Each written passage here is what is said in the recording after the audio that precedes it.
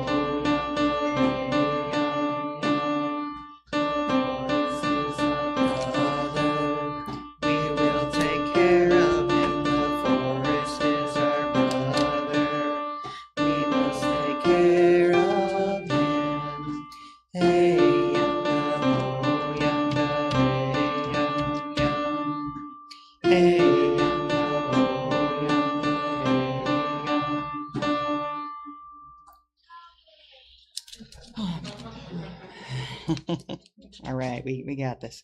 Our reading today is by Jennifer Pratt Walter. It was located on the UUA website. Rachel did a great job pulling some stuff here. Teach us to temper our impatience. No, did I say that right? No. Nope, wrong page. Sorry. All right, reset. Take 2. Let Mother Earth just be herself, our everything, just as she could be, a radical sanctuary free of careless ravages. Let her seeds make landfall in soft caverns of soil. Let blissful earthworms swirl their way through a meadow as though they own it, which they do. Let our gatherings be as self-aware as a forest. May sky's edges be ribboned in blue bird flight with rustling life in rivers and ponds below. May jeweled hummingbirds always find a flower. May salamanders feed their rich silence with the wetness in the moss. For Earth, protect her creatures who dig and tunnel, who gallop and bound, who slice and arch through seas, who walk ponderously in wrinkled skins, who build nests and dens with your pet's hair. Yeah, and you know my dog has lots of hair. May all creatures live their lives as if no human crushed asphalt over the land or shaved ancient forests bald. May my wishes for all I cherish about Mother Earth herself chant endlessly, all hours, anchoring among stars.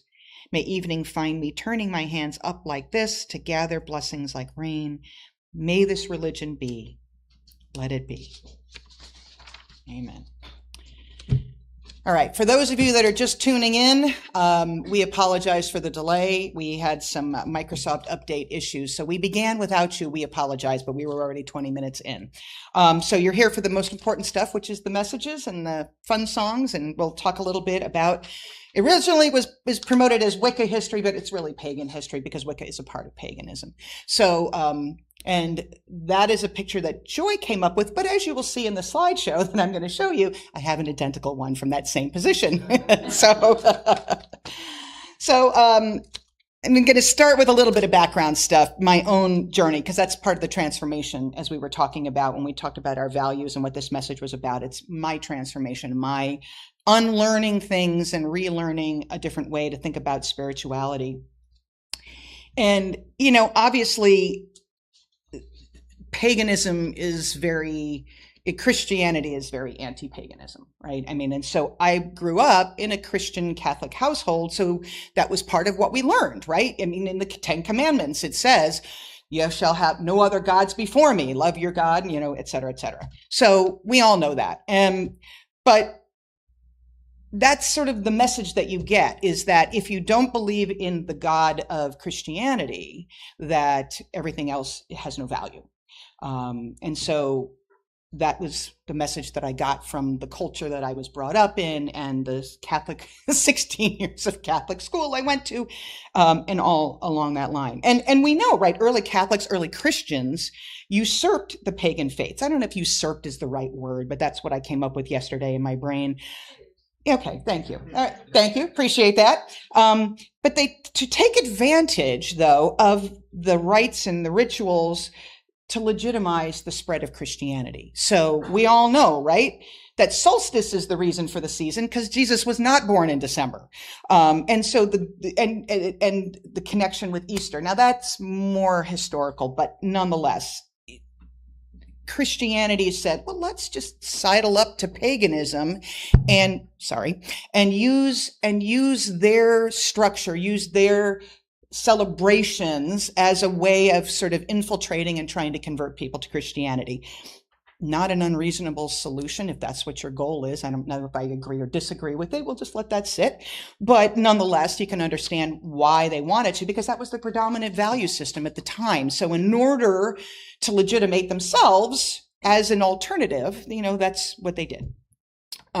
And we've had Annie Goresh in the pulpit here, well, virtually in the pulpit here, talking about the Celtic influences of a more female-centric approach to Christianity and Catholicism, because she recognized those early years, pagan religions are very feminine focused. They're not patriarchal. And so, so she talks a lot about that in her work as a Catholic priestess. In my own experiences, aside from, you know, the 16 years of Catholic education that I had, which I loved every minute of it, don't get me wrong, I remember working. I had left the Catholic Church not knowing where I wanted to go next.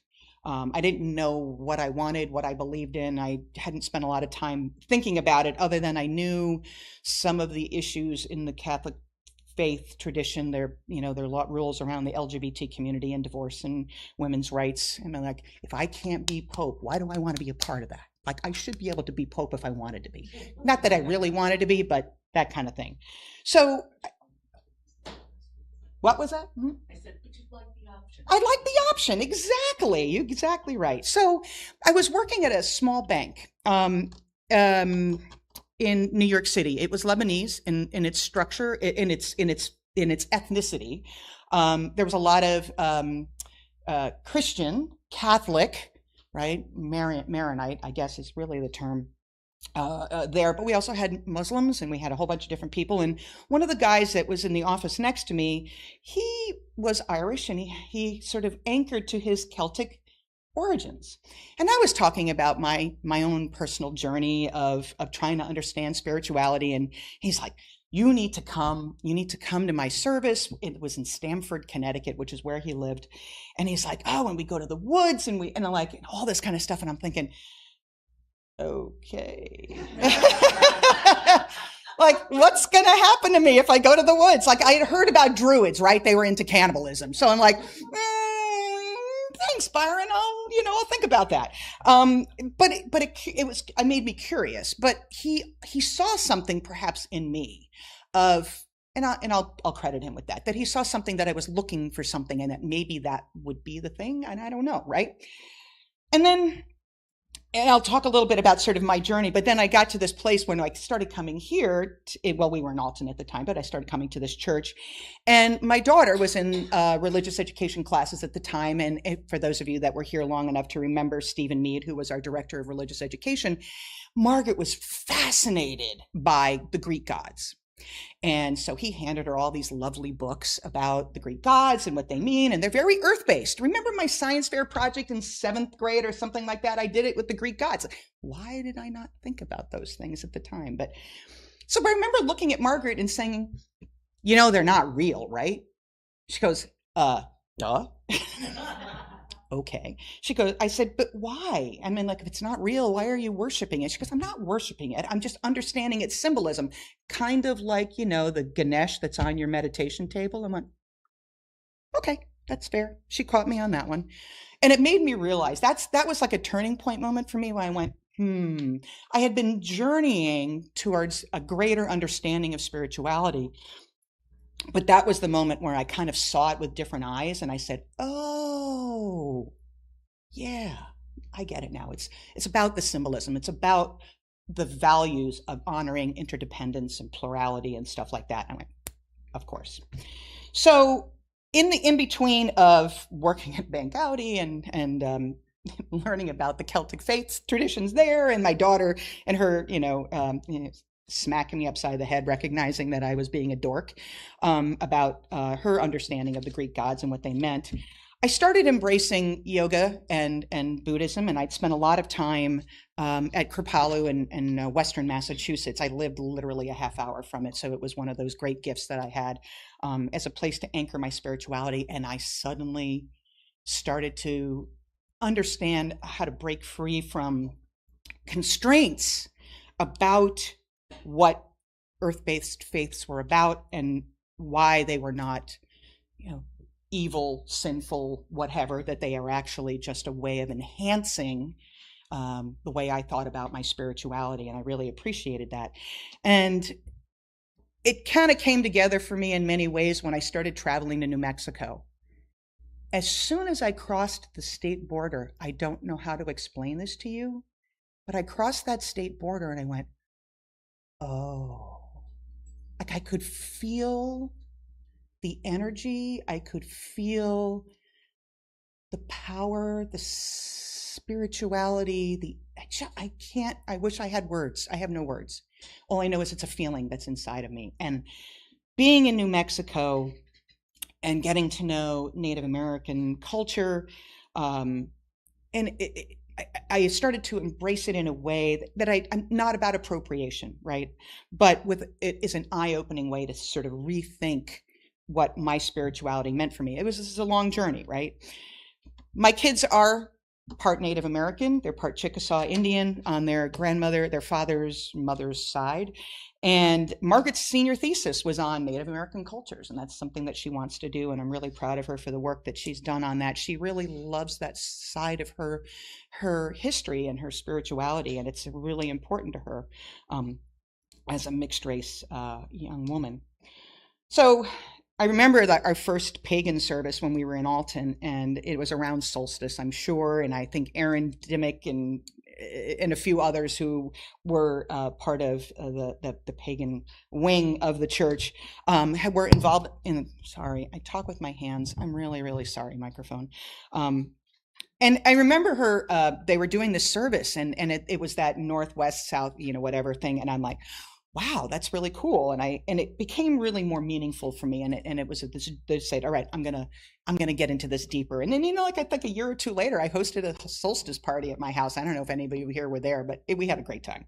We've set off, which I would not do now, but we set off those little, things that we did for Marina's wedding with the, the little, the balloons and the thing. Yeah, and I'm like, yeah, well, after I almost burned my neighbor's house down, I decided I was never going to do that again. But that's a whole different story. So that brings me kind of where I am here right now. And it's like when I decided Margaret wanted to go to the UK as a celebration for her graduating. And I said, all right, where do you want to go? I'm like, London and Edinburgh is what we narrowed it down to. And as soon as we talked about going to London, of course, I've talked quite a bit with Suzanne about it. And I'm like, I'm so excited. I've always wanted to go. And this was an opportunity for me to go to Stonehenge. Now, is Stonehenge the only thing? Is it the most amazing? No, it's the most well-known because we talk about it all the time, but it is not. It is not the only one. So let's, not yet. Let me hold on the slides yet. So here's what I know a little bit, some of my research on the pagan roots, right, in the UK. Prehistoric and Celtic Britain from 30,000 BC. 30,000. This is like 30,000 years before Christianity. This is what drove people, what guided people, which grounded people in trying to make sense of the universe, to find a harmony with the universe, to harness it in some way. And what we see in these early years is carvings and ritual behavior that, helps us to understand nature and weather and harvest rituals and things like that. And then there's the sacred landscapes that are a big part of that as well. And Stonehenge is one of them. It is not, as I said, the only one, but these were not, some people are like, oh, isn't that where ritual sacrifice happened? No, not at all. It wasn't even a monument to anything other than it was a way of expressing sacred synchronicity and spirituality. And it's for celestial worship. It was meant to honor that earth energy, that earth connection. And then there was all sorts of migrations that happened. Celtic faiths, kind of spread out, did their things. The Druids started. But again, Stonehenge is not Druid, right? So that's, one small little part of the whole pagan movement. But I think sometimes if you're anti-pagan, you hold on to that and go, well, pagans are cannibals, so why do we want to be a part of that? It's way more complex. So what we know is a lot of the archaeological digs, as I'll show you one of them, it's all about, again, honoring ceremonially the spirituality of those spaces. So now we can start with the slides. So these were, the top two are my pictures, the bottom two are not, just so we're clear, but I wanted to show. The arrow on the left shows the way that the sun rises, right?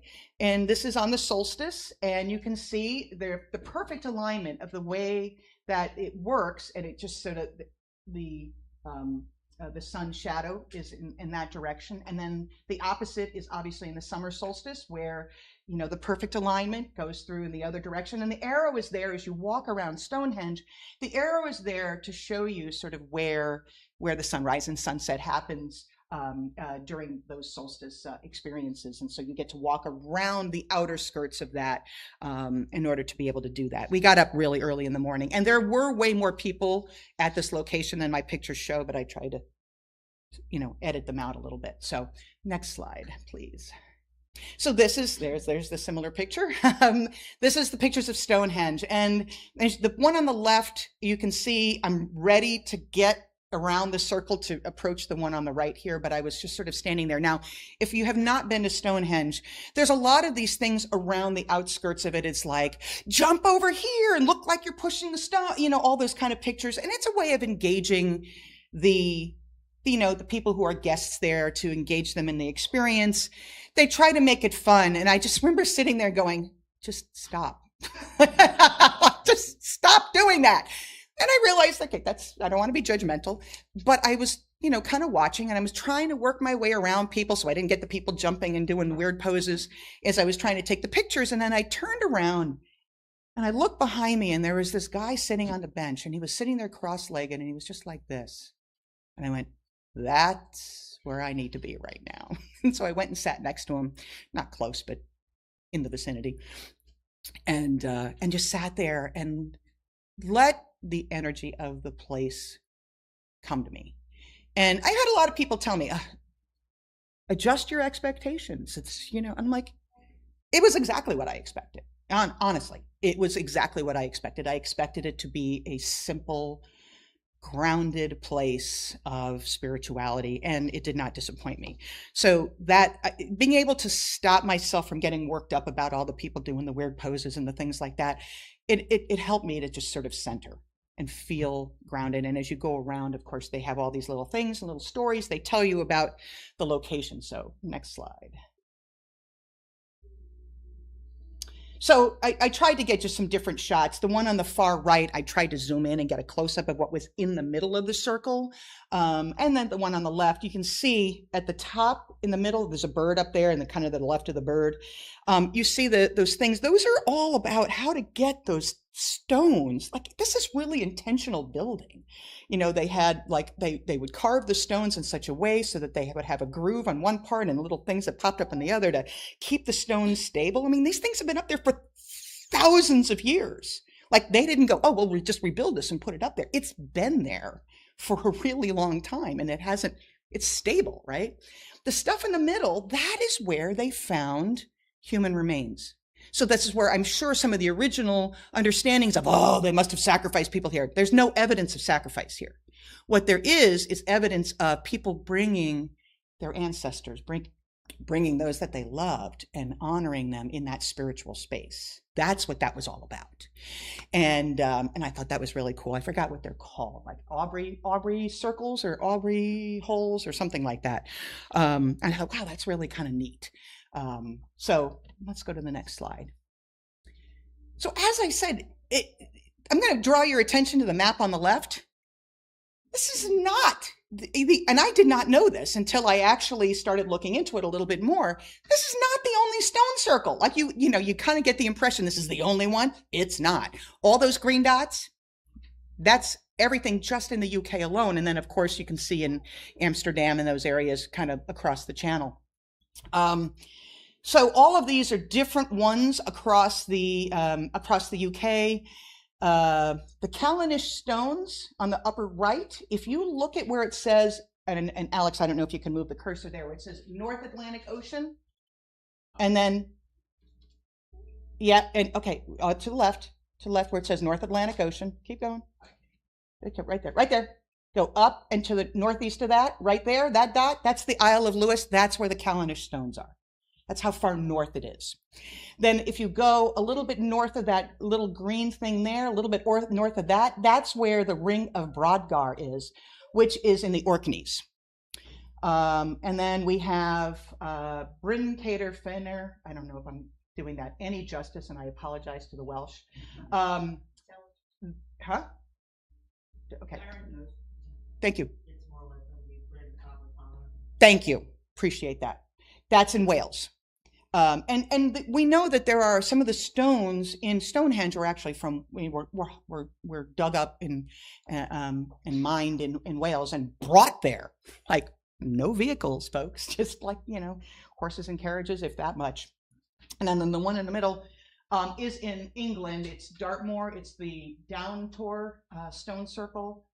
And again, this is a small handful, as you can see from that huge list over there.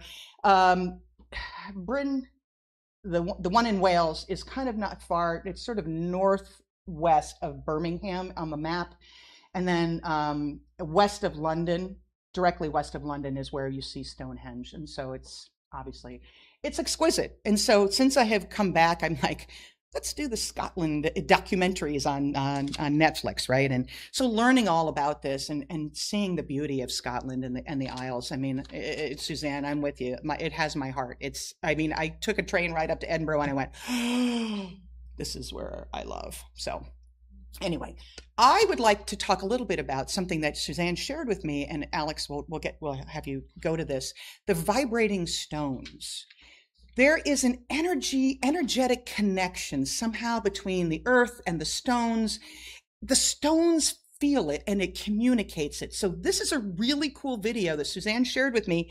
And this is not the only location, right, in the UK. So go ahead and let's play that. If you listen carefully.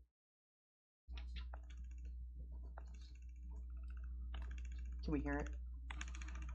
Oh no, we can't hear it. It does have sound, like every place they're touching. Yeah, that's fine.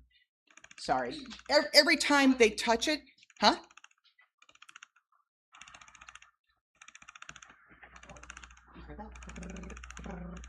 Every time you touch it, the microphone is picking that up. But there's other locations all throughout the area where you do that. They make those sounds. There's clearly something energetically going on, which I think tells us, right? Our ancient folks, they didn't have the knowledge to understand what was, why it was, where it was, only that they were trying to make sense of it, understand it, and honor the power of what these faiths, what nature was all about. So let's go back to the other slide. I'm sorry. Thank you. If you can.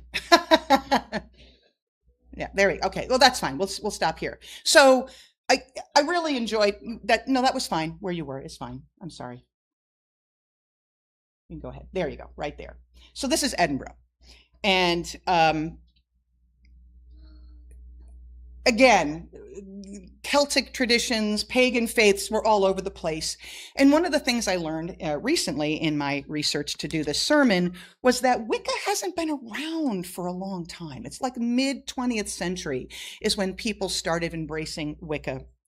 And it has three basic principles. It talks about the divine, that Wiccas are a dualistic divine system featuring a goddess, which is linked to the moon and the earth, and the god linked to the sun and nature. And you need both. You need balance, right? So you need them. Then their basic moral rule is, if it harms none, do what ye will, which promotes freedom with moral responsibility and personal responsibility for not doing harm to others. So this idea that people are like Wiccas, witches, and I'm like, no, their rule is to not harm. They're not what we call black witches, which is the things that we hear about in Halloween, or that were people who were killed when, during, the witch trials in Salem, et cetera, et cetera. Then the last, their threefold law, which is the belief that any good or bad energy a person puts out in the world returns to them threefold. It's kind of like karma. It's like, you put it out, it comes back, so it's, you have an energetic connection. Now, I think we all understand that, right? We're energy beings. And when we die, our energy, we get buried or cremated or whatever, our energy returns to the universe. And so that was, this makes perfect sense to me in terms of things coming back to us threefold. Now, let's go to Edinburgh. Edinburgh is on top of a extinct, I think, volcano. So it's lots of ups and downs and thises and that's everywhere. It's a lot of walking. It's beautiful. The castle is at the top of one of the hills in there. You can go up to Arthur's Walk and you can see the entire city. It's gorgeous. It's gorgeous. I did not get to do as much in Edinburgh as I would have liked, but it was lovely weather compared to London, which was 90 degrees and humid, and this was 65. So it was amazing. So the vaults and we did a haunted vault tour, of course. The vaults are these pockets that were built when they tried to build roads to expand the city center and to help it to grow. These vaults were set up and people started to live in them. They used it for storage, they lived in them and what have you. And so they talk about some of the creepy stories, and obviously we've got some sort of gargoyle there that was on the wall. And these are all part of people using this space. And this is where the underground was, for all intents and purposes, the underground where people who were struggling financially, economically, physically, whatever, that's where they went. And of course, it's limestone, so it's wet and damp and gross and lots of, things kind of going on. And you understand though, how desperate somebody has to be able to live in a space like that and how challenging that can be. So we went on the vault tour. This is an example of one of the vaults that we were in, and he was talking about them and some of the history. That the guy on the right was our tour guide. So you can go to the next slide. So what I did not know, did not expect, actually, in our discussion of this, I thought we were going to just get a ghost tour. But I learned something new, right, about the pagan faiths and how they started to utilize that space and the spirituality embedded in it. And the space on the left is dark energy. They said the Wicca community, as you can see on the right, is the sanctuary that they had. And I say had past tense because they've left it, but they've left it intact for people to see. But that was their original space on the left. And it was literally like 3 or 4 vaults down the walk path that we were in underground. And they said people were in there and they started getting negative energy and a lot of negative things happening to them. So they exited the space because they didn't like the energy there. So this kind of goes back to the debunking this notion that Wicca or pagan faiths are all negative, devil-based kind of stuff, which is, perhaps how Christianity tries to get you to turn towards them and away from, these traditions. And they said, if you want to walk in it, you can, but just understand that this is what people thought. And pretty much one person walked across and everybody was like, okay, we'll just walk around that. So I thought it was interesting. But then, when you look at this was a sanctuary. This was their place of worship. It's beautiful. It's well lit and great energy in there. It just felt really light. And again, the goal here was for us to sort of understand, that these pagan roots are not negative. They're not evil. They are about our communing with nature, communing with the environment, communing and interdependency that we have with taking care of our environment and taking care of each other, having each other's back.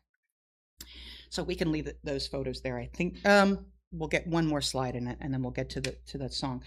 The video is the next. Yeah, exactly. Thank you. So how does this all kind of tie together with what I wanted to talk about today is obviously my journey, my transformation of, understanding and accepting a different way of thinking about spirituality and that long journey of 20 plus years of figuring that out for myself, but also UU and paganism, right? It's not really Unitarian. It's much more universalist, right? That the alignment between UU and pagan and why, it's in our umbrella, if you will, is that both of our traditions, the UU tradition as well as paganism, focus on freedom of belief, freedom of behaviors, respect for nature, responsibility to each other, that interdependent web of existence, which is again part of our core values and is also part of the core values of pagan and Wicca faith traditions.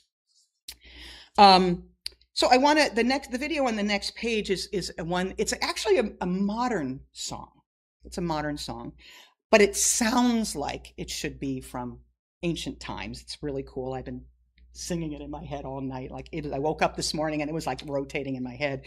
It's a contemporary song. It focuses on the feminine, but gentlemen in the room, understand, even though it talks about savage daughter, it means we all, in my mind, I'm presenting it to you as we all can be savage. We all can stand up and take responsibility and accountability and responsibility for our freedom of what we need to do to have, sorry, again, I just really got to stop doing that. That we have responsibility to each other right? That we have a responsibility to have each other's back, to care for each other, to be fierce in that way. And that's where we as UUs need to sort of take from these earth-based faiths and really help us to recognize that we are responsible to each other, that we have to have each other's back, whether it's our trans siblings, our immigrant siblings, our differently abled and neurodivergent siblings, everybody. We are our siblings' keepers, and it is our responsibility to stand up and to do what we can. I mean, I'm really kind of upset right now that, well, I shouldn't be that upset. I shouldn't be surprised. The log cabin Republicans have decided that transgender people are no longer important part of the LGBT community, and that they have undermined LGBT rights by embracing that. So it's church. So I won't say what I want to say, but F them. Our job is to look for those who are least advantaged and to support them. Do unto others as you would have do unto you. And that is the goal. So I just want to share this song with you and just have you leave with this idea of what can you do to be fierce? What can you do to have somebody's back? What can you do to recognize and embrace the interdependence of our lives together? And I like this song because it talks about being barefoot running across stones, which my mom will tell you stories during the break about me running outside without shoes on in the snow in the winter to catch the bus. Because I hate shoes. As many of you know, I usually go barefoot at the front here, but not today. It also talks about not wanting to cut her hair. It talks about not lowering her voice. Yeah, I will never apologize for my big mouth. So we will go from there. So we'll sing the song and we'll see. And there's words up there when you'll catch it. Just go with it. Go ahead, Alex. Savage Daughter, it's called. I do too. It's amazing. Eden and I were jonesing about it the other day. I am my mother's savage daughter, the one who runs barefoot, cursing sharp stones. I am my mother's savage daughter, I will not cut my hair, I will not lower my voice. My mother's child is a savage, she looks for her omens in the colors of stones, in the faces of cats, in the fall of feathers, in the dancing of fire, and the curve of old bones. I am my mother's savage daughter, the one who runs barefoot, cursing sharp stones. I am my mother's savage daughter, I will not cut my hair, I will not lower my voice. My mother's child dances in darkness, she sings heathen songs by the light of the moon, and watches the stars and renames the planets, and dreams she can reach them with a song and a broom. I am my mother's savage daughter, the one who runs barefoot, cursing sharp stones. I am my mother's savage daughter, I will not cut my hair, I will not lower my voice.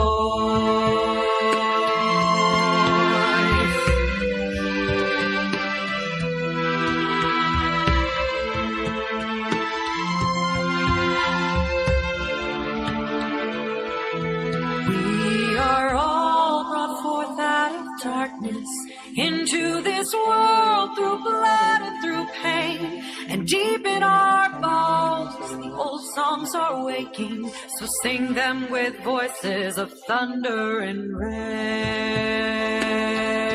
We are our mother's savage daughters, the ones who run barefoot, cursing sharp stones. We are our mother's savage daughters, we will not cut our hair, we will not lower our voice. We are our mother's savage daughters, the ones who run barefoot, cursing sharp stones. We are our mother's savage daughters, we will not cut our hair, we will not lower our voice. We are our mother's savage daughters, the ones who run barefoot, cursing sharp stones.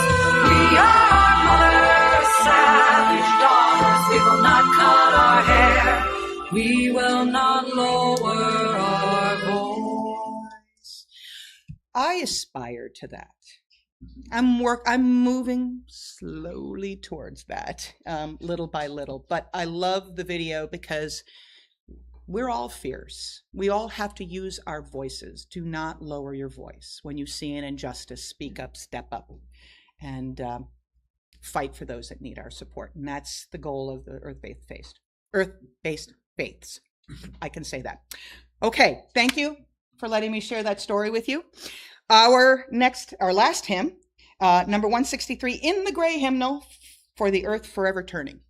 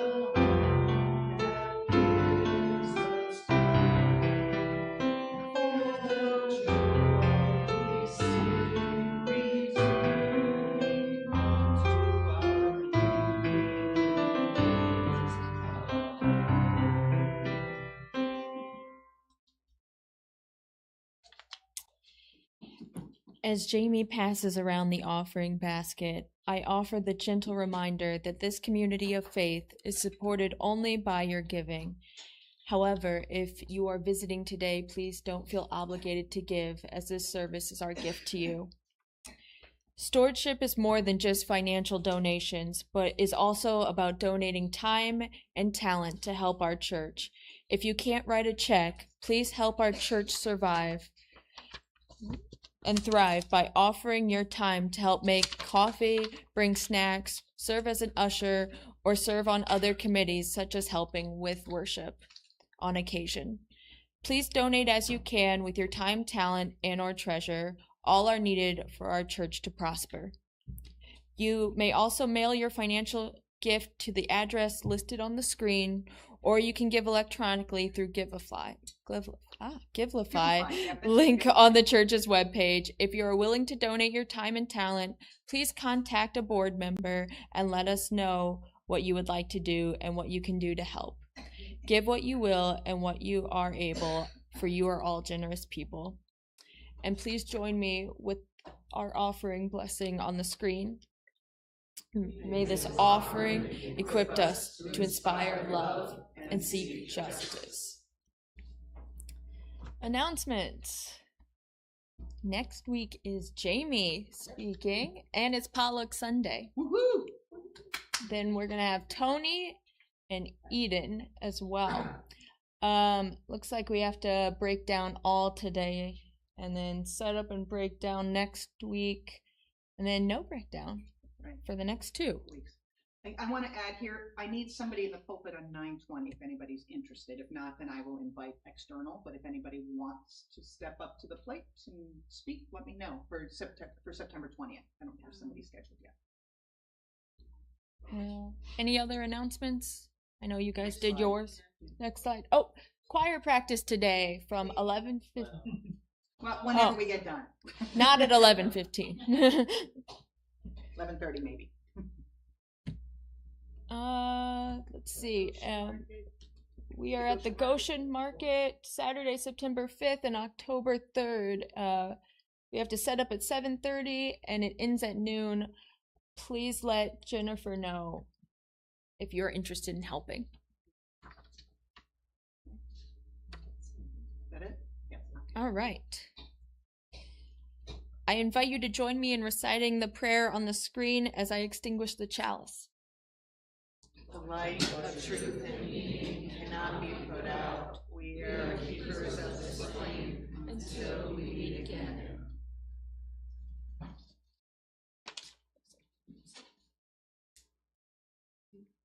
Oh, is it me? Sorry. Okay. Our closing words today. Let us bless the earth and all that is steady and firm. Let us bless the sky and all that is open and filled with light. Let us bless their union, holy and without ceasing.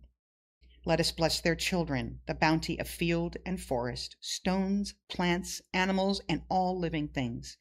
May the gifts of the earth and sky strengthen, refresh, nourish, and heal the peoples of this earth. Amen. And we'll hear our postlude from Joy and then go have some snacks.